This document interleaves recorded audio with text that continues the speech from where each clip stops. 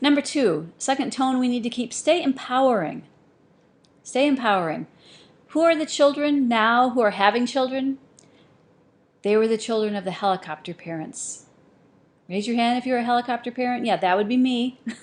Raising my hand high. I am a helicopter parent, recovering helicopter parent, okay? Those people now who are becoming parents, they have a ton of fear about what they're doing and a ton of suspicion and cynicism because unfortunately their parents, me, my generation, didn't let them try and fail. Didn't give them hard things to do and let them fall on their face. And now that they're doing the hardest thing on the planet, being a parent, they are absolutely terrified to get it wrong. They know there's no safety net in being a parent. And they've never learned how to try and fail. They're scared to death. They really need us as writers, as speakers, to come behind them and say, you've got what it takes. Yes, you can do it. You are not going to fail because no one is perfect, because there is no success in parenting. There's just doing it. There's no absolute standard. See, supportive, the first tone is related, but this takes it another step, a little bit higher. Supportive is, I get this. Empowering is, you've got this. You've got it. You can do it, people. I was this year on the launch team for Jen Hatmaker's new book, For the Love. Subtitle is Fighting for Grace in a World of Impossible Standards. And if you haven't read it, you need to read it, first of all. But just looking at that subtitle and looking at the titles of some of her chapters called things like Run Your Race, Tell the Truth, Hope for Spicy Families. You know, what are we getting from these subtitles? Again, really popular book with young moms right now. Grace. We are living in a world of impossible standards, but we can do this. We can run our race. We can tell the truth. What she's saying in the whole book, the tools you need are there. They're in you. They're in your house. They're in your heart. They're in your faith. And that really resonates with young parents these days because failure is such a fear to them. So someone stepping up to them in writing and speaking and saying, go for it, take the step, you don't have to be afraid, that is empowering, and that is going to hit a vein. When we're being empowering, the thing we want to stay away from, stay empowering, stay away from guarantees.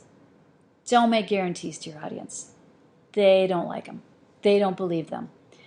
You know, that's the way modern believers, modern thinkers, modern writers would write. Here are the answers. Here's the list of how-tos. If you do this, then this happens. Again, it's very logical. It's very lineal. If A, then B. You know what? Parents now, they don't believe that. They know it's not that clear cut. They know that if you do A, then Z might happen. You know, these 5 totally different things that were completely unexpected might happen because life isn't that linear. They've seen the guarantees fall apart. They've seen the marriages fall apart. They've seen the families fall apart. They've seen the jobs fall apart. They're pretty certain from watching the world around them, which is really uncertain, that anyone who comes at them with 10 simple steps is a liar or just really has no clue. So they're not as prone to listening to that, staying away from guarantees. In other words, in a different era, maybe an article called 10 Ways to Drug-Proof Your Kids would have been really popular. Not so much now. They don't believe in drug proof. They don't believe in anything proof. How about we change that? We tweak that a little bit. How about 5 signs that a child might fall for drugs? See, that's more empowering. That's saying to a parent, look, you can notice these signs. You can see these things. You can look at your child, at your relationship, and you can figure it out. That empowers the parent instead of giving them a guarantee. Instead of, say, 5 easy steps for limiting technology. Again, easy, simple, do this if A then B. Not so much. How about we tweak that? We change it to taking a family technology break. A little more positive, a little more empowering. You can do this, parents. That's what it's saying. I wrote an article for a guest blog this year called The Tech-Free Dare. Now that's going to be really exciting because the word dare, and that just brings that buzzword adventure right up there, right? It gets people in that zone. Oh, it's a dare. I can do this. I want to do that. And that speaks to empowering instead of guaranteeing.